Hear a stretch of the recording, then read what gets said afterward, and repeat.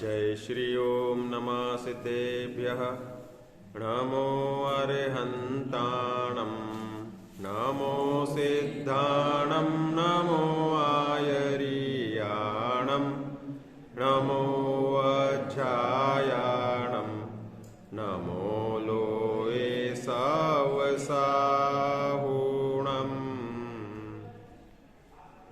हे बाल ब्रह्मचारी प्रभो चिद ब्रह्म रस में रम रहे, यौवन समय निर्ग्रंथ दीक्षा धार शिवचारी भय। त्रैलोक्य जेता काम जीता, होय निर्मोही सहज।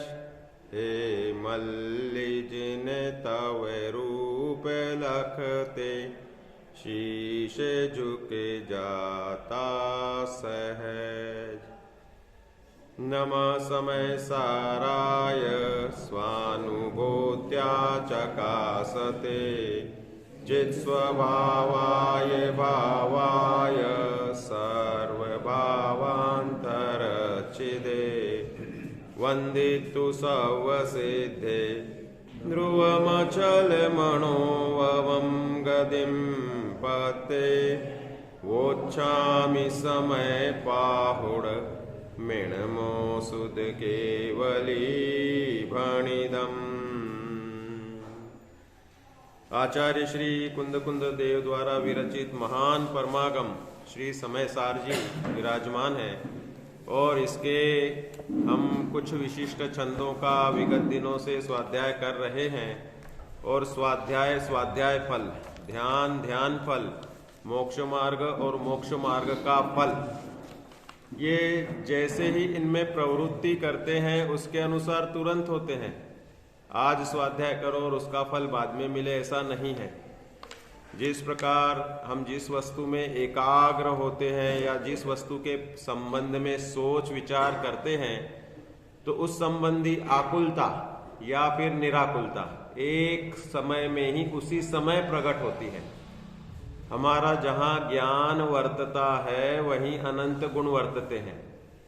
ज्ञान, दर्शन, सुख, वीर्य, स्वच्छत्व, प्रकाशत्व, ये सब जो भेद समझा रहे हैं, ये तो उस वस्तु को समझाने के लिए भेद कर करके समझाते हैं। ध्यानत राय जी तो लिखते हैं, एक स्वरूप प्रकाश निजे वचन कयो नहीं जाय। तीन वेद व्यवहार सब ध्यानत को सुखदाय। ये भाई वास्तव में एक स्वरूप अपना आत्मा का एक है, भेद रूप नहीं है। समझाने के लिए भेद करते कि जो ज्ञान वाला है, जो श्रद्धा वाला है, जो आचरण वाला है, वह आत्मा है। परंतु वास्तव में आत्मा का स्वरूप तीन रूप नहीं है, अभेद, अनंत गुणात्मक अभेद है। तो ये जितना भी द्वादशांग का विस्तार है वह उस आत्म वस्तु को समझाने के लिए या उसको भेद कर करके अस्ति नास्ति की शैली में समझा करके ये नहीं, मैं यह ध्रुव स्वभावी हूं, ऐसा उसे बताने के लिए और वस्तु अवस्था का स्वरूप बताने के लिए। आत्म वस्तु का स्वरूप कितना है कि मैं ज्ञान, दर्शन, सुखमय हूं, और बाकी जितना विस्तार है वो संसार का विस्तार है। 84 लाख योनि, 199 लाख करोड़ कुल और असंख्यात लोक गुणे ऐसे जीव के विभाव भाव, इन सबको आगम ग्रंथों में, कर्म सिद्धांतों में समझाया गया है। तो यहाँ पर अध्यवसान में बता रहे, जो हमने संकल्प कर लिया कि मैं यह पर का करता हूं, मैं किसी का बनाता बिगाड़ने वाला हूं। जगत कार्य तो होता है अपने योग्यता से। अब इसमें होनहार को मुख्य किया जाता है। सब कार्य अपने अपने होनहार के अनुसार होते हैं। होता शब्द लिखते ना, वह शब्द होनहार का सूचक है। होता स्वयं जगत परिणाम, मैं जग का करता क्या काम, दूर हटो पर कृत परिणाम, सहजानंद लखूं अभिराम। ये जो मंत्र दिया है कि जगत का परिणमन सहज होता है और मैं इसके परिणमन का कर्ता नहीं हूं, लेकिन जिसने स्व पर का एकत्व कर रखा है वह इन परिणाम का कर्तृत्व अपने ऊपर ले लेता है, होता नहीं है, फिर भी मानने से हो जाता है। मैं अपने आप को प्रधानमंत्री मोदी मानूं तो कोई रोक सकता है? नहीं रोक सकता है, लेकिन वैसा स्वरूप नहीं है तो मैं गलत कहलाऊंगा। लेकिन मैं अपने आप को शुद्धात्मा मानूं स्वभाव से तो वह गलत नहीं कहलाएगा, क्योंकि मैं स्वभाव से ही शुद्धात्मा हूं। मैं अपने आप को ज्ञान दर्शन सुख वीर्य में मानूं तो मैं वैसा स्वरूप वाला हूं।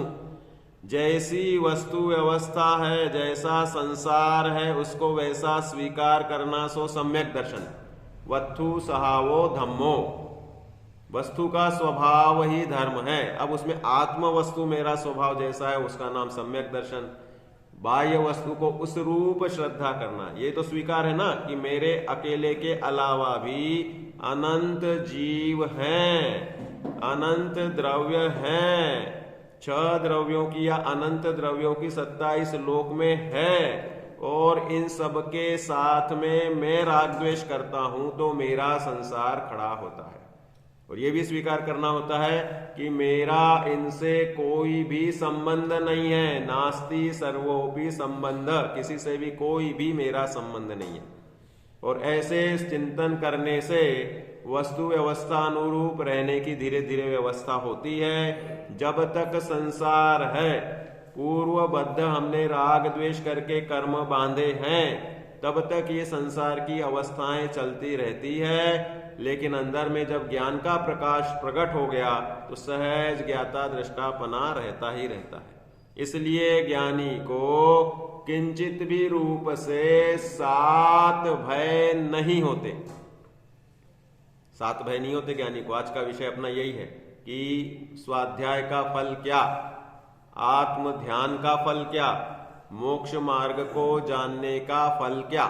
इन तीनों का उत्तर एक शब्द में चाहिए तो सुख, शांति, आनंद, आह्लादता, प्रसन्नता, ये शब्द पर्यायवाची है सब। भाई एक सतत आनंद की अनुभूति रहना ये मेरा स्वभाव है। वह आनंद की अनुभूति चौथे गुणस्थान वाले की एक कषाय नष्ट होने से हुई है, और वह चौथे गुणस्थान वाला सामयिक काल में हो, एकाग्रता से ध्यान कर रहा हो, उससे कई गुना आनंद पंचम गुणस्थान वाला जो कि देशव्रती हो और आहार विहार आदि करता हो, ब्रह्मचर्य प्रतिमा के पहले का हो, तो स्त्री के साथ घूमता फिरता हो, तो भी 2 कषाय चौकड़ी का अभाव होने से चौथे गुणस्थान वाले से सामायिक के काल से भी कई गुना आनंद उसे घूमते फिरते हैं। और 6वें गुणस्थान वाले मुनिराज का आनंद इस पंचम गुणस्थान वाले से कई गुना है। उनको चलते फिरते सिद्धों से कहते, चलते फिरते ध्यान हो जाता है साहब। कैसे हो जाता है चलते फिरते ध्यान? कि जिसकी हमें महिमा होती है, जिसकी हमें रुचि होती है, उसका चिंतन बिना किए हुए चलता ही रहता है। नहाते धोते उठते बैठते चलते फिरते सदा चलता रहता है, और उसकी एक खुमारी चलती रहती है।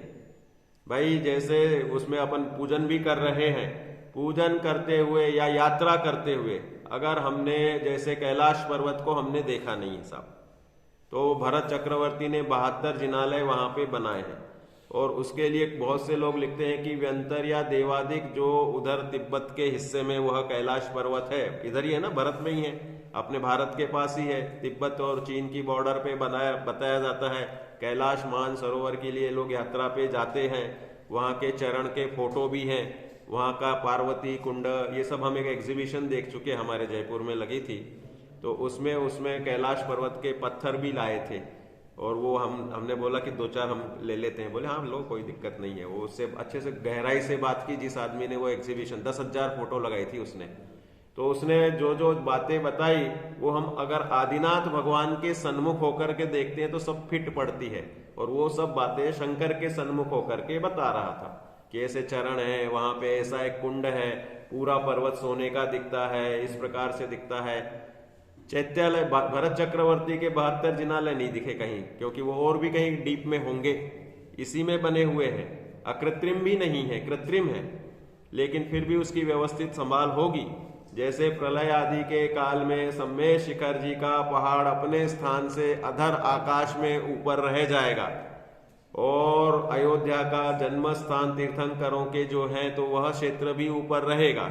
ये शाश्वत रक्षित क्षेत्र होते हैं, इनका ऊपर प्रलय आदि का भी असर नहीं होगा। अब वो कैसे होगा, क्या होगा, हम तो कल्पना ही करते रहेंगे। इसी तरह रोमांच या रुचि होने से जब हम उस कैलाश पर्वत का वर्णन पढ़ते हैं या किसी प्रकार से सुनते हैं तो उसकी निरंतर खुमारी हमारे ऊपर रहती है।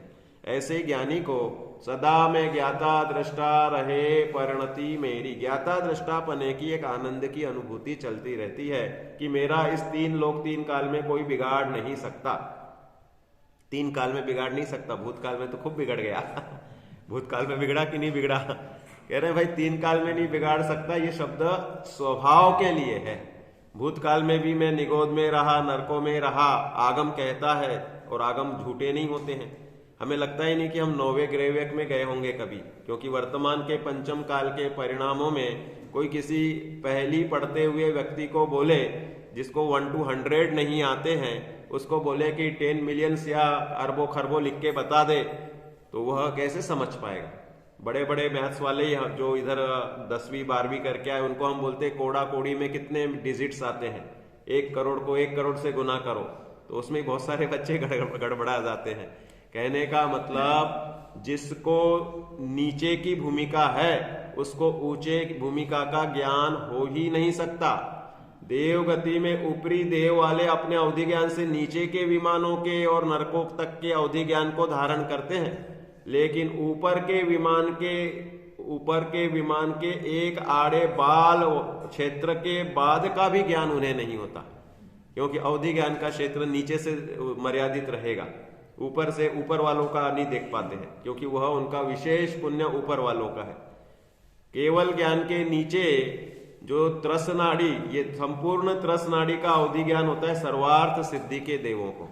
संपूर्ण त्रस नाड़ी को उखाड़ फेंकने की क्षमता होती है सर्वार्थ सिद्धि के साधारण से देवों को, सब सम्यक दृष्टि होते वहां पे, पूर्व भाव में नियम से भावलिंगी संत होते हैं। तो ऐसे वे केवल ज्ञान की तलहटी के नीचे हैं, और वे अपने विमान से सिद्धालय का अवलोकन करना चाहें तो अनुमान से कर सकते हैं, लेकिन वे सिद्ध क्षेत्र पे पहुंच जाएं साहब ऊपर, इतनी ताकत, लेकिन वे सिद्ध क्षेत्र जाने का उनको भाव नहीं आता। सिद्ध क्षेत्र है ना, अंगूठी में नगिनी के समान ईशद प्रागभार पृथ्वी पर 8वीं पृथ्वी स्फटिक मणि की वह सिद्ध शिला है, और उसके भी ऊपर 1575 धनुष जो अग्रभाग है लोकाग्र का, उसमें 1575 धनुष में 1500वें भाग प्रमाण महान सिद्ध भगवान, मतलब बड़ी अवगाहना वाले, 525 धनुष की अवगाहना वाले, और 9 लाखवें भाग प्रमाण जघन्य अवगाहना वाले सिद्ध भगवान है, 3.5 हाथ वाले। 8 वर्ष में दीक्षा ले लेते जो, वे 3.5 हाथ की अवगाहना वाले, केवल ज्ञान हो जाए अगर तो, केवल ज्ञान के बाद हाइट नहीं बढ़ती। इस तरह से वे अनंत, ऐसी उनकी अनंत सिद्ध भगवान वहां विराजमान है, लेकिन उस सिद्ध शिला पर सर्वार्थ सिद्धि का देव निकल के नहीं जा सकता। ऊर्ध्व दिशा में गमन करने की लिमिटेडता रहती है, स्वरूप ऐसा ही है, इसमें कोई क्यों कैसे क्या इसमें हम कुछ नहीं कर सकते। तो यहां ये बताना चाह रहे हैं कि सब संसारी जीव निरंतर 7 भयों से पीड़ित रहते हैं, लेकिन ज्ञानी जीव जब अपने चैतन्य स्वभाव में अपनापन कर लेता है तो सम्यक दर्शन के साथ सदा सुखी रहता है, और वह सुख की खुमारी के साथ जीता हुआ ज्ञानी 7 भय से नहीं डरता। असाता वेदनीय के उदय में 7 भय होते हैं। कौन से कर्म से? असाता वेदनीय। हम बीमार किस कर्म के उदय से होते हैं? असाता वेदनीय तो वेदना देता है। बहुत से लोग ऐसे होते बीमार होते लेकिन तकलीफ नहीं होती, ऐसे भी पेशेंट हैं, जैसे गुरुदेव श्री 104 डिग्री में प्रवचन करते थे और ऐसी तेजस्विता से करते थे जैसे वो नॉर्मल रहते थे वैसे ही। बहुत से हमारे यहाँ पर कैंसर वाले पेशेंट्स होते हैं और अनेक प्रकार की उनको दर्द की तकलीफें होने जैसी सिचुएशन दिख रही है, लेकिन वे ऐसे मस्त रहते हैं और उन्हें वेदना नहीं होती, क्योंकि असाता वेदनी का उनका उदय नहीं है। हमारे शरीर में जैसे बताया था ना, एक एक के अंगुले क्षण नवदी होंती रोगा, तो एक एक अंगुली में 96 रोग हैं और बहुत सारे रोग हमारे साथ चलते रहते हैं, हमें पता ही नहीं रहता। मेरा एक मित्र है डेंटिस्ट भारत ग्रोवर, तो वो बताता है कि बहुत से लोगों के 99% लोगों में कुछ ना कुछ दांतों में खराबी चलती ही रहती है, लेकिन सब इग्नोर करके और आराम से जीवन चल जाता है। कोई मंजन लगा ले, कुछ कुछ कर ले, लेप कर ले, कोई किसी तरह से सरसों के तेल नमक लगा लगा के और आराम से जीते हैं। तो बोले क्यों? बोले कि उसकी तकलीफ की तरफ उनका ध्यान नहीं जाता, या होता है तो वे ध्यान देते नहीं है, जहां हमारा उपयोग उसका वेदन करता है।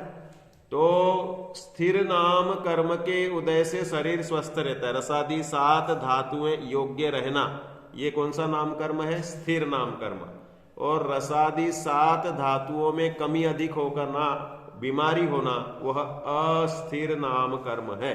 अस्थिर नाम कर्म से हम बीमार होते हैं। और वेदना भोगना या नहीं भोगना, उदय में आना या नहीं आना, ये असाता वेदनीय करता है। और इस असाता वेदनीय से 3 लोक के चारों गति के जीव डरते हैं, ऊपर के देव भी। देखो बनारसी दास जी का छंद है, वे लिखते हैं ये असाता वेदनीय यम का भाई है। यमराज नाम के किसी देव की या प्राणी की सत्ता नहीं है, लेकिन अन्य मतियों में यम का स्वरूप बताया गया कि भैंसा जिसका वाहन है, 2 सींग वाला उसका वो है, और वो आकर के चाबुक लेकर और प्राण निकालता है। ऐसे बहुत सी कल्पनाएं वे करते हैं, वे सब कल्पना ही है, यथार्थ नहीं है। हमारा कर्म आयु कर्म ही यम है। आयु पूर्ण होने के बाद सब मरते हैं, इस गति से जाना होता है। 2 या 3 समय अनाहारक लेकर के 1, 2, 3 समय अनाहारक लेकर के नियम से दूसरी गति में शरीर मिलता ही मिलता है। भटकती आत्माएं नहीं होती, ये सब कल्पना है। व्यंतराधिक में कौतूहल होता है, उन वे वैसा रूप दिखा सकते हैं, किन्नर किम पुरुष मौर गंधर्व और यक्ष राक्षस, जो भी उनके भेद दिए ना, तो वे करने का कौतूहल कर सकते हैं। लेकिन इस तरह की भटकती हुई आत्माएं रहती हो, सो बात नहीं है। तो तीनों लोक के जीव इस ये असाता वेदनीय से डरते हैं। उसका छंद बनारसी दास जी ने बताया, जम को सो भ्राता दुख दाता है असाता कर्म, ताके उदे मूर्खन साहस गहतु है। पहले मूर्ख की बात शुरू कर रहे हैं वो, सुनते तो हिंदी है, ये तो अर्थ आपको समझ में आएगा। जम को सो भ्राता दुख दाता है असाता कर्म, ताके उदे मूर्खन साहस गहतु है। सूरग निवासी भूमि वासी और पताल वासी, सब ही को तन मन कंपितु रहतु है। पूरे को उजारो न्यारो देखिए सपत भैसो, डोलत निशंक भयो आनंद लहतु है। सहज सुवीर जाको सास तो शरीर ऐसो, ज्ञानी जीवे आरज आचारज कहतु है। क्या बता रहे कि भाई संसार में 3 लोक के जीव सब पाप आताप सताए और उनको शीतल दाता जिनेश्वर के वचन सुहाते हैं। ऐसे ही 3 लोक में जीव असाता वेदनीय से डरते हैं। समाधि मरण भावना में भी लिखते हैं, नहीं वेदना सतावे अरहंत सिद्ध साधु रटना यही लगाऊं। क्योंकि वेदना में उपयोग जीव का जाता ही जाता है। इस जीव ने सबसे ज्यादा इसका उपयोग भ्रमाने वाला ध्यान कौन सा है? पीड़ा जन्य आर्त ध्यान। पीड़ा के कारण बड़े बड़े ऋषिश्वर मुनिराज अपने उपयोग से च्युत हो जाते, श्रेणी नहीं मान पाते। पांडव मुनिराज में आपके इधर गलियां हैं ना 5 पांडवों की, तो जो आप जिसमें है भीम और पीछे वाली अर्जुन और युधिष्ठिर गली भी है? इसके आगे होगी तो ये 3 मुनिराज तो मोक्षगामी हैं। इन गलियों में विचरते हुए हम सोचें कि साहब भीम मुनिराज कैसे तपस्या करते थे। उनके लोहे के तपते हुए आभूषण 5 पांडवों पर पहनाए गए। किसने पहनाए? कुयोधन नाम आता है, दूसरा नाम आता है सुयोधन, दुर्योधन के भांजे ने। और वह पहनाने के बाद सिर जलने लग गया। आभूषण पहनाए मतलब मुकुट पहना दिया, हाथ में वो पहना दी कंगन, गले में हार पहना दिया और गरम गरम लोहे के, तो शरीर जलने लग गया। वज्र वृषभ नाराज संवनन वाला जीव कभी बेहोश नहीं होता। ध्यान के लिए उत्तम संवनन जरूरी इसलिए है कि आप बेहोशी हो गए, अब अपना जो संवनन है वो असंप्राप्त और कीलित के बीच का है। कुछ हड्डियां फंसी है, कुछ हड्डियां ऐसे लगी हुई है। तो हम तो थोड़ा सा ही 10 सेकंड हमारे ऊपर कोई गर्मी का कुछ आ जाए तो ट्रोमा, ब्रेन की अपनी जो नसें हैं सिकुड़ करके इमीडिएट जानना देखना बंद कर देती है और हम हो जाते हैं बेहोश।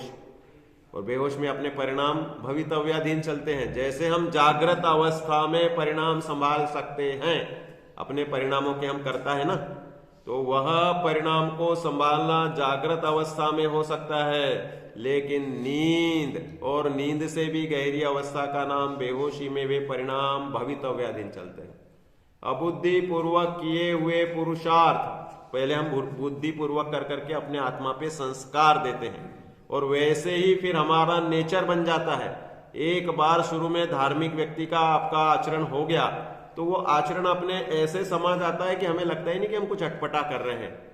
जिस प्रकार संसारी जीव मेहनत करने वाले दिन भर मेहनत करते, डोली वालों से पूछो तुम थकते नहीं क्या, कह रहे नहीं हम तो रोज ही ऊपर जाते पहाड़ पे, 27 किलोमीटर चलने की रोज की आदत होगी। बोले हमें कुछ नहीं लगता है। सर्दी गर्मी जिनको बहुत से डोली वाले सिंपल बनियान पहने रहते हैं या बिना कुछ उसके भी जाते हैं लंगोट लपेट करके या धोती पहन के ही, उनसे पूछते तुम्हें ठंड नहीं लगती, तो कहते नहीं हमारी आदत में आ गया है।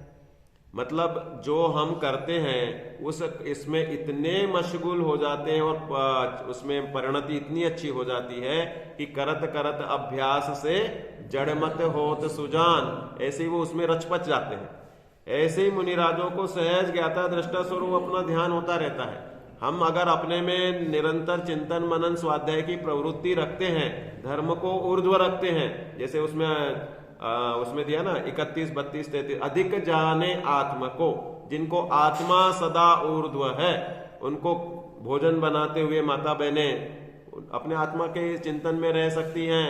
भजन आदि या कोई प्रवचन आदि चल रहा है उनके प्रति अविनय का भाव नहीं है, लेकिन वो भोजन आदि बनाते हुए कि आप कहो अरे ये तो जिनवाणी विनय से सुनो, नियम से विनय से ही सुनना चाहिए, लेकिन हमारा अभिप्राय समय की जब कमी हो तो आदर पूर्वक, ऐसा नहीं कि उसके लिए हम अवहेलना का भाव रखते हैं। जिस परिणाम से हम वह कार्य करते हैं वह परिणाम फलदायी है, अध्यवसान अधिकार से हम समझ चुके हैं। इसलिए परिणाम को जिन्होंने अच्छा रखा है उनकी क्रिया कदाचित कमी भी हो जाए।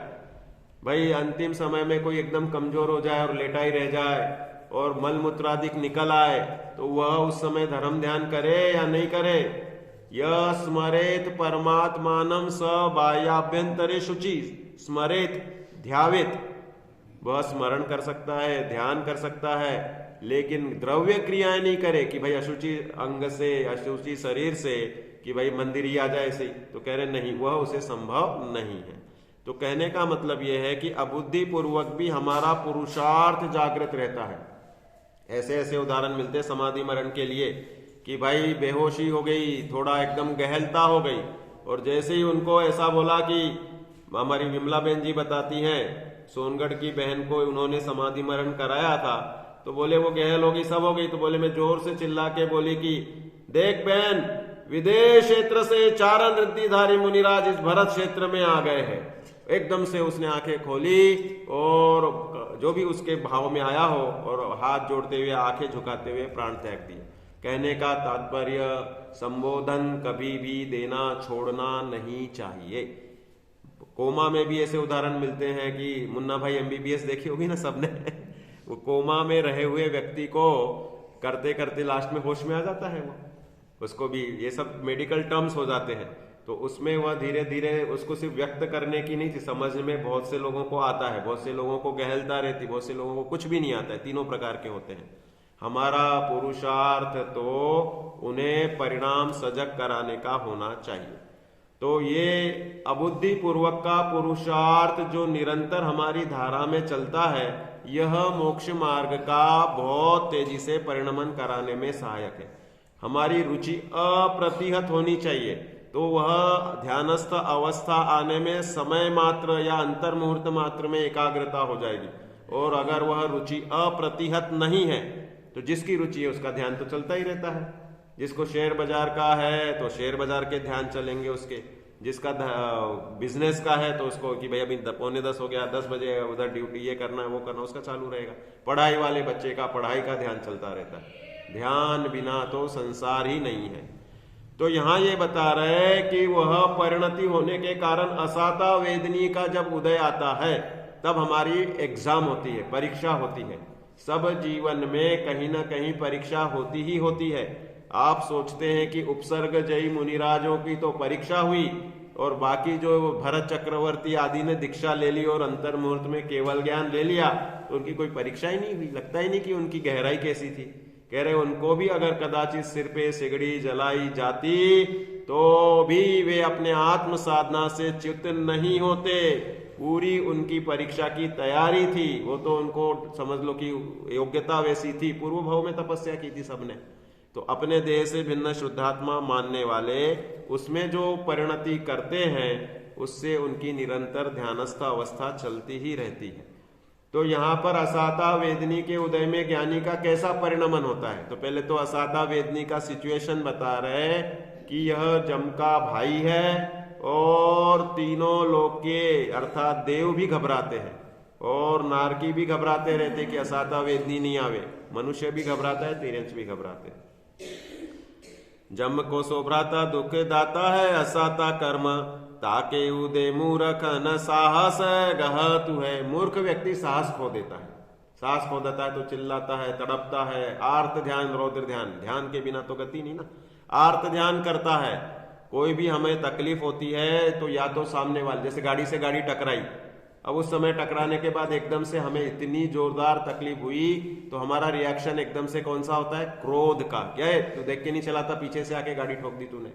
क्रोध की परिणति होती, कषायमय परिणति होती है, जो कि सब अपने क्रम में। अब उतने में जो तुम्हें लगी और उसी में ही तुम बाद में 1 सेकंड बाद जोरदार बेहोश हो रहे या मरने जैसी नौबत आ रही तो तुम्हारे परिणाम तो क्रोध में जा रहे हैं, रौद्र ध्यान में जा रहे हैं। और नहीं तो दर्द में कि अरे मेरा पैर टूट गया, एकदम ही पैर दब गया, कुछ हो गया, ऐसा ध्यान जाता है। ये आना चाहिए कि भाई मैं तो ज्ञाता दृष्टा हूं या अरहंत सिद्ध साधु या पंच परमेष्ठी भगवान की जय। अब मुझे लगता है कि शायद मेरा कुछ हो जाएगा तो मैं चारों प्रकार के आहार छोड़ता हूं। सबको क्षमा, सबसे क्षमा। मैंने पूर्व में कोई कर्म बांधा होगा, उसका उदय आकर के इसने ठोका है, इसलिए मैं तो ज्ञाता दृष्टा है। नमो अरंताणम नमो सिद्धाणम। ऐसी परिणति होवे तो धर्म ध्यान की अवस्था होवे। तीनों ही ध्यान बुद्धि गोचर होते हैं। अबुद्धि पूर्वक का जो नाम होता है उसे ध्यान संज्ञा नहीं देते, उसे अबुद्धि पूर्वक के परिणाम संज्ञा देते हैं। तो जम को तो मूर्ख साहस खो देता है। साहस खो देता है मतलब कषाय आवेग में आ जाता है तो और उस रूप से आरते रौद्र ध्यान कर लेता है। और फिर यहां पर दूसरी लाइन में बताते हैं कि भाई सब ही को तन मन कंपित रहतु है, लेकिन ज्ञानी क्या करता है? उरे को उजारो न्यारो देखिए सपत भयसो डोलत निशंक भयो आनंद लहतु है। ज्ञानी जीव उस परिस्थिति में भी निशंक रहता है। कैसा रहता है? उरे को उजारो देखिए न्यारो देखे सपत भयसो डोलत निशंक भयो आनंद लहतु है। सहज सुवीर जाको शाश्वतो शरीर ऐसो। कह रहे वह सहज सुवीर है, वीरों में वीर, प्रसिद्ध सुवीर है वो। कैसा? कि वह शाश्वत शरीर का आश्रय लेता है। शाश्वत शरीर कौन सा है? हमारा ज्ञान शरीर, चैतन्य स्वभाव, ध्रुव स्वभाव, वह शाश्वत शरीर। सहज सुवीर जाको शाश्वतो शरीर ऐसो ज्ञानी जीवे आरजे अचारजे कहतु है। अर्थात ज्ञानी जीव अपने को आत्म स्वरूप मानता है, इसलिए शरीर के नाश को अपना नाश नहीं मानता, शरीर की वेदना को अपना स्वभाव नहीं मानता। ते कर्म पूरब किए खोटे सहे क्यों नहीं जियरा। कर्म सिद्धांत से निराकुल, द्रव्यान योग से मैं शुद्धात्मा हूं, इस सिद्धांत से निराकुल होता है। चरणान योग से पंच परमेष्टि के आश्रय से निराकुल होता है कि देखो मुनिराजों ने कैसे कैसे उपसर्ग सहे। धन्य धन्य वे सूर साहसी, आराधन से नहीं चिके, उनको निज आदर्श बनाओ, उर्मे समता भाव धरो, व्यग्र न हो, शुद्ध न हो, चिदानंद रस सहज पियो। तो चरणान योग से चरण के शिरोमणि मुनिराज को देख करके उनके में परिणाम मग्न कर लो। द्रव्यान योग से शुद्धात्मा में परिणाम मग्न कर लो, और प्रथमान योग आदि के उदाहरण याद करके कि भाई भीम मुनिराज के ऊपर सिगड़ी जली और वज्र वृषभ नारद संवनन के धारी जान रहे हैं कितने देर में जले होंगे। कहो 1 घंटा लगा हो, कहीं 2 घंटे लगे हो, जो भी जितना समय में जला होगा, लेकिन उन्होंने वह श्रेणी का पुरुषार्थ सफलता पूर्वक एकाग्रता की, और जागृत अवस्था में श्रेणी का पुरुषार्थ होता है। 13वें गुणस्थान में आए तो उपसर्ग अपने आप दूर हो जाते हैं। देवों का आगमन का नियम से नियोग होता ही होता है। अंतर मुहूर्त के लिए वह उनका आसन जमीन से 500 या 5000 धनुष ऊपर होता ही होता है। उत्सव मनता ही मनता है, और आयु पूर्ण होनी हो, तुरंत ही आयु पूरी हो गई तो वे नख कपूर नख और केश वो मायामयी बना करके वो करते हैं। बाकी तो तन कपूर के समान 14वें गुणस्थान में आकर नष्ट होकर के सिद्ध अवस्था में सिद्ध बन जाते हैं। और यहाँ देव लोग उनके निर्वाण का उत्सव मनाएंगे ही मनाएंगे। हर मुनिराज के मोक्ष गमन के बाद नियम से, उसके पहले हो जाता है 10वें गुणस्थान में आते सब देव। जैसे ही उनको 10 पूर्वों का ज्ञान होता है, श्रेणी चढ़ने के पहले द्वादशांग केवल शुद्ध केवली होते ही होते, पूरा द्वादशांग का ज्ञान 10वें गुणस्थान वर्ती को होता ही होता है। 10 पूर्वी और सर्वपूर्वित्व 11 अंग हैं, और 14 पूर्व ये द्वादशांग के भेद हैं। वे सर्वपूर्व का ज्ञान मुनिराज को होने के बाद देव गति के देवों के आने का नियोग होता है। किसी ने 10वें गुणस्थान में वो ज्ञान हो गया, लेकिन शपक श्रेणी नहीं मांड के उपशम श्रेणी मांडी थी, और रात का समय था, तो तिलोय पणत्ति में उल्लेख है कि मुनिराज का ऐसा 10 पूर्वों का ज्ञान होने पर दूसरे दिन प्रातः काल सूर्योदय के बाद देव लोग आएंगे और उत्सव मनाएंगे, उनकी अनेक स्तुति करेंगे। 12.5 करोड़ वाद्यों का वाद्य होगा। उधर के क्षेत्रों को खबर पड़ेगी कि कुछ अघटित हो गया है, क्या हुआ है। अरे मुनिराज को साहब 10 पूर्वों का ज्ञान हो गया, 14 पूर्वों का ज्ञान हो गया। और अगर वो 6ठे 7वें में रहे तो उन मुनिराज की शुद्ध केवली रूप से ख्याति हो जाएगी। और जो मोक्षगामी हो, पूर्ण शपथ श्रेणी मान ले, तो फिर तो मोक्षोत्सव मनेगा उनका। तो कहने का तात्पर्य यह है कि देवों का इस मनुष्य लोक के पूज्य ऐसे संतों के निमित्त से बार बार आगमन होता ही होता है। ये सब तिलोय पणत्ति वगैरह में, आपके इधर भी तिलोय पणत्ति रखी है ना, इधर ग्रंथ है, तो उसमें ये सब बातें दी हैं। और इसका संकलन कर करके अनेक जैन, भारती वगैरह ऐसी बहुत सारी पुस्तकें हैं जो अलग अलग क्षेत्रों से प्रकाशित हुई हैं। तो कहने का तात्पर्य यह है, इन 7 भयों को सभी जीव दूर करना चाहते हैं। अब जब हमने देह से भिन्न में शुद्धात्मा हूं ऐसा जान लिया है, तो उस शुद्धात्मा के जानने के कारण कैसे ज्ञानी 7 भयों से जीतते हैं, उसका संक्षिप्त विवेचन हम समझ लेते हैं। कि भाई पहले 7 भयों के नाम सुन लो कि समग्र लोक में हम कौन से डर से डरते रहते हैं। इह लोक भय, पर लोक भय, मरण वेदना जात, अनराक्षा अनगुप्त भय, अकस्मात भय सात। इस लोक का भय रहता है साहब कि हमारा अभी बिजनेस जम गया है, सब सिचुएशन ठीक है, अब इसमें कभी फॉल नहीं आवे, सडन लॉस नहीं लगे। इस तरह से जो सिचुएशन बन गई, आदमी उसमें मशगूल हो जाता है। जिस प्रकार झोपड़ी वाला जो रहता है वो सोचता है कि मैं सुखी हूँ, आराम से सोता हूँ, पत्थर की शिला को अपना आसन तकिया बनाता हूँ और भूमि पे सोता हूँ, और मेरे बगल में ये जो राजमहल है, इस राजमहल वाला राजा तो रात को भी उठ के इधर उधर सोचता फिरता है, डोलता फिरता है कि बगल के राजा ने आक्रमण किया तो मैं उसे किस तरह से टैकल करूं। टेंशन के कारण अरबपति भी दुखी और बिना टेंशन के साधारण झोपड़ी वाला भी सुखी। इसलिए जैन दर्शन में चरणान योग में बहुत बड़ा सिद्धांत है संतोष, परिग्रह, परिमाण। सदा संतोष कर प्राणी जो तू सुख से रहा चाहे, घटा दे मन की तृष्णा को जो तू सुख से जिया चाहे।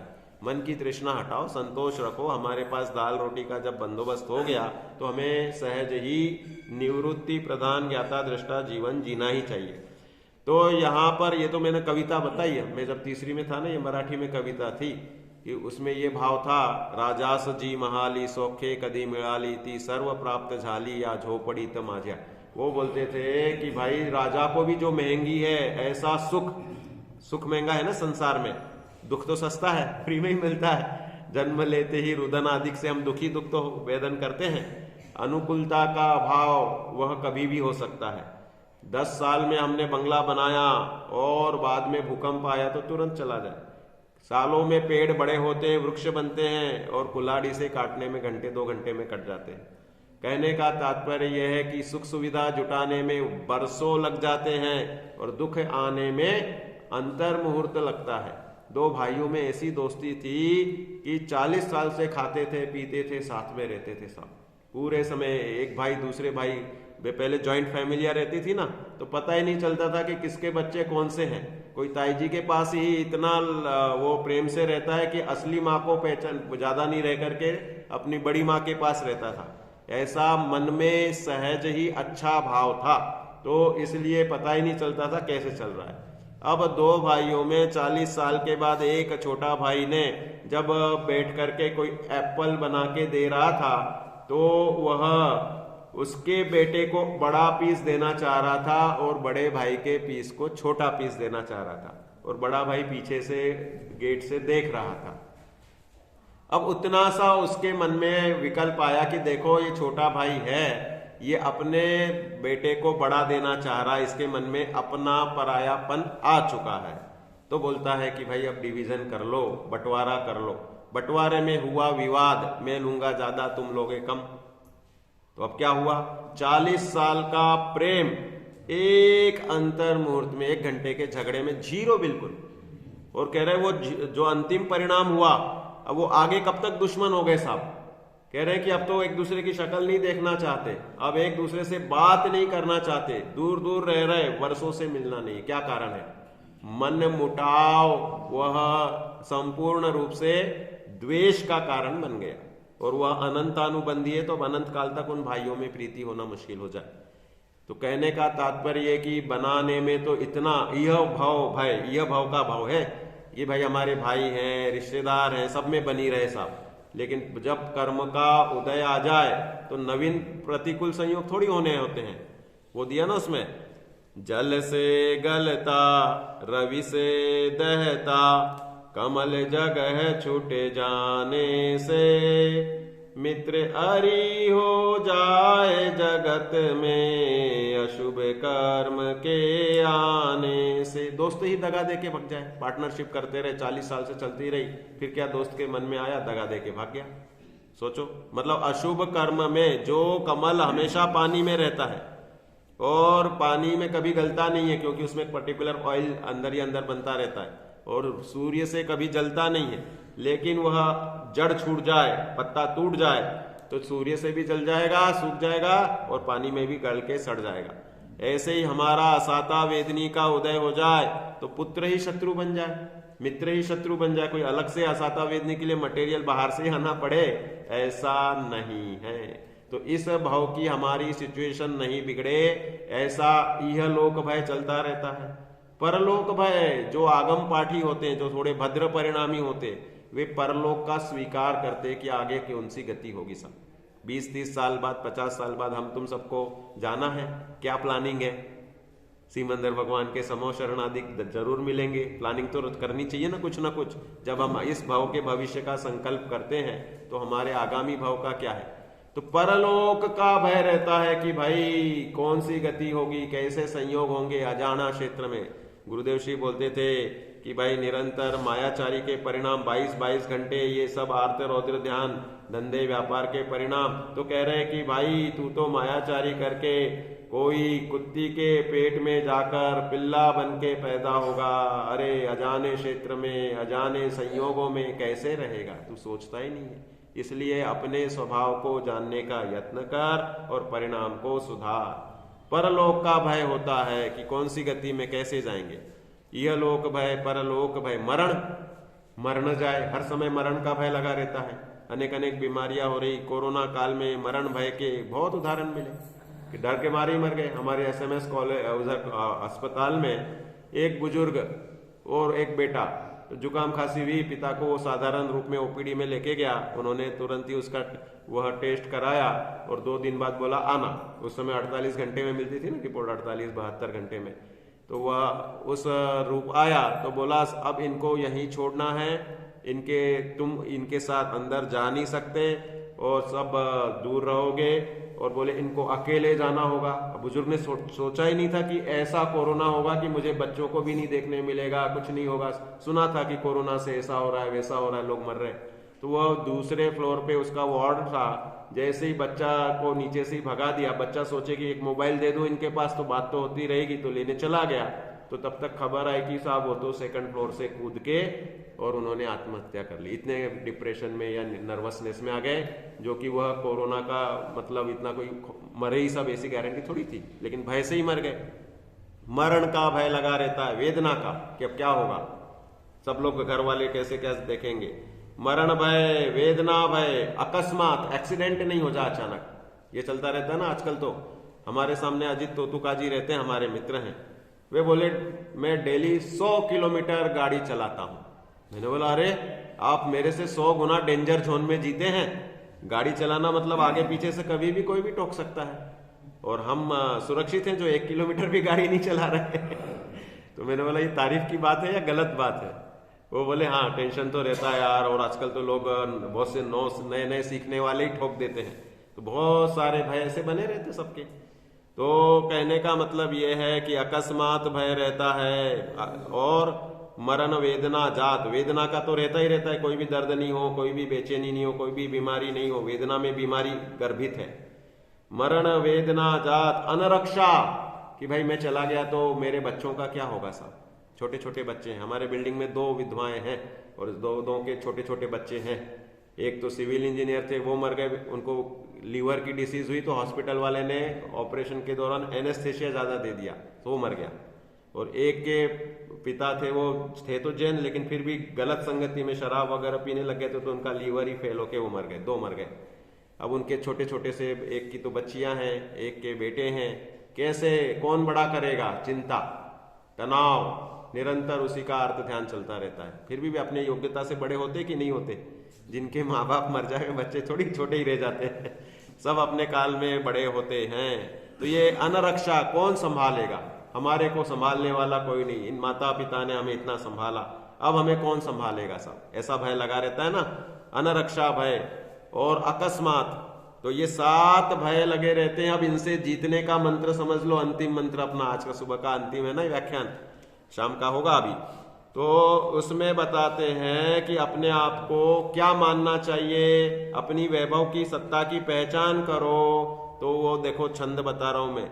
नख शिकमित परेवान ज्ञान अवगाह निरखत आत्म अंग अभंग संग पर धन में अखत शिन भंगुर संसार विभव परिवार भार जसु जहां उत्पत्ति तहां पर लय जसु संजोग विरह तसु परिग्रह प्रपंच पर घट पर की भव भय उपजे न चेत ज्ञानी निशंक निकलंक नित ज्ञान रूप निरखंत नित। ये मंत्र है, ज्ञानी निशंक निकलंक नित ज्ञान रूप निरखंत नित।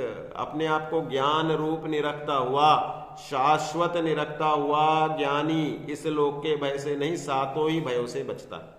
कह रहे नख मित परवान, मेरी संपत्ति क्या है साहब, नख से लेकर के शिखांत तक, नख शिखांत पूरे सर्वांग सुंदर स्वयं सिद्ध निर्मल। सर्वांग में क्या है, नख शिखमित परेवान ज्ञान अवगाह निरखत। मैं ज्ञानमयी हूं, ज्ञान अवगाहना है मेरी, इस देह प्रमाण जो कुछ ज्ञान है सो मैं हूं। ज्ञान के अलावा जो भी है, आत्मा ज्ञानम स्वयं ज्ञानम और ज्ञानाद अन्यत करोति किम, फिर प्रभाव का करता हो, ये सब हमारा मोह है, अज्ञानियों का मोह है। तो जब नख शिख मीत परवान ज्ञान अवगाह निरखत, आत्म अंग अभंग अंग संग पर धन इम अखत। आत्मा तो अभंग है, आत्मा का कभी भंग नहीं होगा, और जो संग में मिला है ये कर्मोदय ने दिया, ये हमने नहीं कमाया है। हम सोचते मैंने धन कमाया, मैंने ये किया, कह रहे नहीं, ये सब तेरे पूर्व कर्म के उदय से मिला हुआ संयोग है। और जहां संयोग है वहां वियोग है, या तो आयु कर्म वियोग कराएगा या असाता वेदनीय आकर के बीच में वियोग करा देगा। मरने के बाद सब छूटना ही है, क्योंकि हम निकल जा रहे हैं, और बीच में असाता का उदय आएगा तो बीच में ही छूट जाएगा। तो कहने का तात्पर्य सब कर्माधीन स्थितियां हैं, लेकिन मेरे ज्ञायक का वैभव कभी नष्ट नहीं होता। मेरे में क्या क्या है? ज्ञान, दर्शन, सुख, वीर्य, स्वच्छत्व, प्रभुत्व आदि अनंत शक्तियों का पिंड, महासुख का पिंड मैं स्वयं हूं। मेरा वैभव नष्ट नहीं होता। आपका वैभव अपने में, मेरा वैभव मेरे में, इसलिए मैं अपने वैभव को देखकर सदा सुखी होता हूं। श्रद्धा रूपी मेरी जो संगिनी है समझ लो, और ज्ञान रूपा जो मेरे पिता हैं, और चारित्र रूपी जो मेरी पुत्री है, ये निश्चय कुटुंब है। व्यवहार कुटुंब किसे कहते हैं? समान कर्म के उदय के कारण साथ में रहने वाले जीवों को हम व्यवहार कुटुंब कहते हैं। भाई अगर घर में दरिद्रता होगी तो घर के चारों को दरिद्रता भोगनी होगी, है ना। तो समान कर्मोदय है। और निश्चय कुटुंब उसे कहते कि अपने अपने ज्ञान, दर्शन, सुख, वीर्य, प्रभुत्व, विभुत्व आदि अनेक शक्तियों के पिंड, जो मेरी शक्तियां हैं वो कभी नष्ट नहीं होती, उस शक्ति को देख करके ज्ञानी सदा सुखी रहता है। ऐसी परलोक भय का ज्ञान चक्र मम लोक जासु अवलोक मोक्ष सुख, कह रहे मोक्ष सुख तो यहीं पे है। मोक्ष सुख सिद्ध शिला पे ही होता है, सो बात नहीं।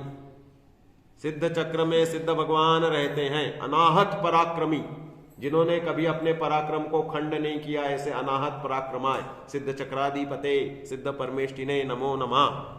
सिद्ध भगवान की पूजन में हमारा उछलता मेरा पौरुषाद अर्थात वीर्य, अर्थात अपना शक्ति का उत्सर्ग, शक्ति का प्रकाश, उत्कर्ष होता है। इसलिए सिद्ध पूजन में हमेशा उत्साह रहना ही चाहिए। सिद्ध पूजन अर्थात अपने आत्मा की पूजन, निश्चय से, निश्चय स्वरूप से। तो लिख रहे हैं कि भाई परलोक के संबंध में क्या सोचना? ज्ञान चक्र अर्थात ज्ञान ज्ञान ज्ञान ज्ञान समूह में ज्ञान चक्र मम लोक जासु अवलोक मोख सुख, इतर लोक मम नाही नाही जिस माही दोख दुख, पुण्य सुगति दातार पाप दुर्गति पद दायक, दो खंडित खानी मैं अखंडित शिवनायक, यह विध विचार उपजे तब परलोक भय नहीं उदित, ज्ञानी निशंक निकलंक नित, ज्ञान रूप निरखंत नित। ज्ञानी निशंक रहता है, मेरा परलोक का भय नहीं है। क्यों नहीं है? क्योंकि मैं तो ज्ञान रूप हूं, अपना ज्ञान स्वरूप कभी नष्ट होना नहीं है। मैं तो ज्ञान को देख करके सुखी होता हूं। उसमें 6 डाला है ना, 6 डाला नहीं, हाँ 3 प्रकार की 6 डाला है। कौन सी? एक तो बुद्धजन जी की है, एक दयानंद राय जी की है, और एक है दौलत राम जी की। दौलत राम जी की सबसे ज्यादा ख्याति प्राप्त है। उसको बुद्धजन जी को उनने देख के लिखी थी, और बुद्धजन जी ने लिखी दयानंद राय जी की देख करके। ये तीनों ही समकालीन है, 25-25, 100-100 साल का ही अंतर, मतलब एक ही पीढ़ी का अंतर है इनमें ज्यादा से ज्यादा। तो क्या है इसमें? वे लिखते हैं कि सम्यक दर्शन के बाद में गति भय नहीं रहता। तो वे लिखते हैं भला नरक का वास सहित जो समकित पाता, बुरे बने जो देव नृपति मिथ्या मत माता। कह रहे हैं कि भाई सम्यक दर्शन के साथ में नरक का वास भी भला, और सम्यक दर्शन के बिना देव गति का वास भी बुरा। सम्यक दर्शन के बिना तुम्हारी नजर जाएगी दूसरे देव पर, उस पे नजर जाएगी, अरे इसका वैभव तो, मेरे तो 40 बंगले और इनके तो 400, और इनकी देवांगना इतने करोड़ और मेरी देवांगना सिर्फ 32। दूसरे को वैभव को देख करके ईर्ष्या झुरना, ये देवगति का मानसिक दुख है। और सम्यक दृष्टि देव को, अपन सम्यक दृष्टि जीव को नरक भेज रहे हैं। भला नरक का वास, पूर्व में पाप बांध लिया हो तो नरक में जाके वो सम्यक दृष्टि क्या सोचेगा? वो ये सोचता है छिद जाए या भिद जाए कोई, अथवा प्रलय को प्राप्त हो, जावे चला चाहे जहां पर परिग्रह मेरा नहीं। कह रहे देह छिद रहा है, ये मर रहा है, इसी को कूट रहे हैं, इसी का छेदन भेदन हो रहा है, ये मेरा थोड़ी हो रहा है। आपके पेट में दर्द हो तो मुझे कितना दर्द होगा? कुछ भी नहीं, क्योंकि मेरा आपसे अपनत्व नहीं है। मेरे बेटे के पेट में दर्द होगा तो मुझे दर्द होगा कि नहीं होगा? बुरा तो लगेगा, दर्द तो होगा, चाहूंगा कि वो ठीक हो। छोटे छोटे बच्चे होते ना, इनको लेकर माताएं हमारे पास आती हैं, कहती कि इसका दर्द नहीं देखा जाता। हम बोलते 3 दिन लगेंगे, लेकिन वो 3 घंटे बाद ही वापिस आ जाती है। बोले देखो और ज्यादा तकलीफ हो रही है इसको, अभी एक ही खुराक दी लेकिन असर ही नहीं आया, और आप कुछ और दो, जल्दी से ठीक होना चाहिए। क्योंकि अपनत्व के कारण खुद के दुख को भुलाकर जब बच्चा बिस्तर में मूत दे तो माता तो कर देगी उसको सूखे में, और सोचती चल मैं इधर में खिसक जाती हूँ। क्यों? मोह के कारण दूसरे का दुख भी अपने दुख से बड़ा दिखता है। दुख का कारण मोह है, अपनापन है, जानना दुख का कारण नहीं है। अब बस यही कला नरक में हो जाती है कि वो देह को अपना मानते ही नहीं है, तो उस देह को कितना कूट लो तो उनको तकलीफ हो जाए। एक क्षेत्राओ गाहरूप देह है, लेकिन वो देह को अपना नहीं मानते। अपनापन नहीं करने के कारण नरक में सम्यक दृष्टि सुखी, और अपनापन होने के कारण मेरे से ये बड़े हैं ऐसा देख देख के महारिद्धि वाला देव भी दुखी। और इसलिए बोलते सम्यक दर्शन। भला नरक का वास सहित जो समकित पाता, बुरे बने जो देव नृपति मिथ्या मत माता। फिर समकित सहज स्वभाव आपका अनुभव करना, या बिन जप तप वृथा कष्ट के माही परना। कि भाई हमें तप करना है, हमें जप देना है। जप देना मतलब घंटों मंत्र आदि के आश्रय में रहना। कह रहे ये सहज सुलभ है अगर तुम्हें उस वस्तु की महिमा है, उसमें एकाग्रता ध्यान है तो, और नहीं तो फिर कुछ नहीं है। तो कह रहे ऐसे सम्यक दर्शन से जहां अपने आत्मा का स्वभाव का अनुभव किया तो वह सदा सुखी बन जाता है। तो सम्यक दर्शन कितना महंगा होगा, क्या करना होगा? तो अगले लाइन में लिखते हैं, नहीं खर्च धन हो ये नहीं काहू से लरना, नहीं दीनता हो ये नहीं घर का परिहरना, समकित सहज स्वभाव आपका अनुभव करना, या बिन जप तप वृथा कष्ट के माही परना। ये बुद्धजन जी की छड़ाला की है। तो कहने का तात्पर्य यह है कि उसके लिए आपको घर नहीं छोड़ना है, उसके लिए आपको धन खर्च नहीं करना है। अपना जो सहज स्वभाव है उसका अनुभव करना, इसका नाम है सम्यक दर्शन। उसमें जितनी जितनी अपनापन होता जाएगा, अपनापन हो जाएगा मतलब सम्यक दर्शन तो 100% होता है। अपनापन होगा तो पूरा होगा, ऐसा नहीं कि पार्शियल अपनापन होगा। उसे ढीला, मिथ्यात्व ढीला होने की भाषा बोलते हैं। ये एक के पास 70 कोड़ा कोड़ी सागर वाला दर्शन मोहनीय, और एक के पास अंतः कोड़ा कोड़ी वाला प्रायोग्य लब्धि वाला। तो कह रहे हैं उसके पास मिथ्यात्व का भार कम है। उसको कह रहे हैं कि भाई जितना जितना तुम मानोगे अपने को आत्मा, और जहां सम्यक रूप से अपने में अपनापन हो गया तो 100% सम्यक दर्शन। मिथ्या दर्शन होगा तो 100% मिथ्या दर्शन, और सम्यक दर्शन होगा तो 100%। ऐसा नहीं कि 10% सम्यक दृष्टि हो गए साहब, हम 90% मिथ्यात्व करना है नष्ट, ऐसा नहीं होगा। तो पूर्ण होगा। मिथ्यात्व गलने की भूमिकाओं को हम कह देते तरतमता से कि भाई ऐसे कहोगे करोगे, अपने में अपनापन करोगे तो वह सहज ही मान्यता खड़ी हो जाएगी। दृढ़ता का नाम सम्यक दर्शन है। ऐसी दृढ़ता हो कि जो किसी भी प्रकार से श्रद्धान चलायमान नहीं हो, उसे कहते हैं दृढ़ श्रद्धान से सच्चा सम्यक दर्शन। शायिक सम्यक दृष्टि वही सच्चा सम्यक दृष्टि है। शायोपशमिक सम्यक दृष्टि, सम्यक दृष्टि तो है लेकिन चलमल अगाढ़ दोषों से कब च्युत हो जाए कोई ठिकाना नहीं है। इसलिए अपने पुरुषार्थ को 7 भय से जीतने के लिए ज्ञानी निरंतर अपने आप को ज्ञान ज्ञान ज्ञानमय मानता है। ज्ञान ज्ञानी निशंक निकलंक नित, ज्ञान रूप निरखंत नित। फिर एक अकस्मात भय का छंद सुन लो। बाकी और भी ऐसे 7 छंद दिए हैं ये बनारसीदास जी ने। इसमें निर्जराधिकार में ये 7 भय के कलश दिए हैं और 7 भय को जीतने के ज्ञानी की परिणति के कलश आचार्य अमृतचंद्र देव ने दिए हैं।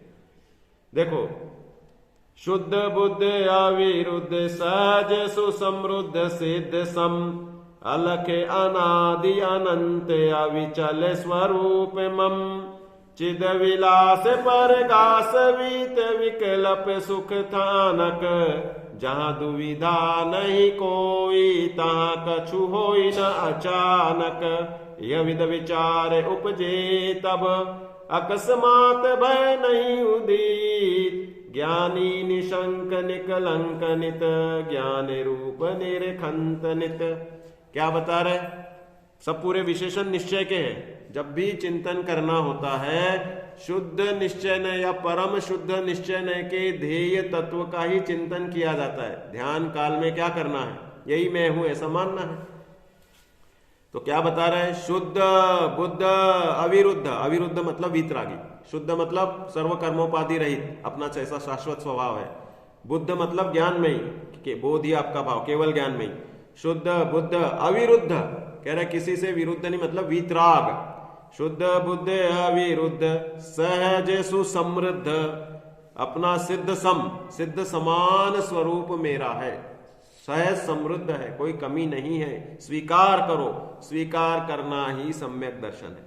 हमने ये स्वीकार कर रखा है कि देह सो मैं, देह सो मैं। अब कह रहे स्वीकार करो कि ज्ञायक सो मैं। शुद्ध बुद्ध अविरुद्ध सहज सुसमृद्ध सिद्ध सम, अलख अनादि अनंत अविचल स्वरूप मम। अलख मतलब स्वच्छ, राग द्वेष की कालिमा नहीं है। अलख निरंजन, निरंजन अंजन मतलब राग द्वेष की कालिमा, और निर्गता अंजना अर्थात जिसमें से कालिमा निकल गई वो मैं हूं, स्वच्छ हूं। अलख है और निरंजन स्वरूप सो मैं हूं। इस तरह ज्ञानी जीव अपने को शुद्ध बुद्ध अनुभवता हुआ अकस्मात, अकस्मात कुछ होता ही नहीं मेरे चैतन्य स्वरूप में, होता स्वयं जगत परिणाम। जो कुछ जो जो देखी वीतराग ने सो होसी वीरा रे, इसलिए अकस्मात नाम की चीज होती ही नहीं है। मैं तो ज्ञाता हूं, ज्ञाता दृष्टा स्वरूप ही रहता हूं। इस तरह से ज्ञानी सदा अपने को ज्ञान रूप जानता है, इसलिए उसे संपूर्ण अध्यवसान का नाश होता है, और वह अध्यवसान का नाश करने के कारण वह संसार में जब तक है तब तक सुख से है। अब जब तक हमें अपना श्रद्धांत रहेगा तब तक हम निजानंद में तृप्तिमय ही सुखमय रहेंगे। कब तक रहेंगे? अनंत काल प्रभो। निजानंदमय तृप्तिमय ही होवे काल अनंत प्रभो। ध्रुव अनुपम शिव पदवी प्रगटे, निश्चय ही भगवंत अहो। इस प्रकार से यह आज हमने ग्रंथ की एक गाथा जरूर पढ़ेंगे विनय के लिए, और फिर अपना सुबह का सत्र पूरा होता है। देखो यहाँ पर ये बता रहे हैं कि कितने काल तक परभावों की आत्मा में जीव अपने को जोड़ता रहा। पेज नंबर 635 289 नंबर की गाथा हम पढ़ेंगे, जो कि सिर्फ जय सेनाचार्य के इसमें ही है।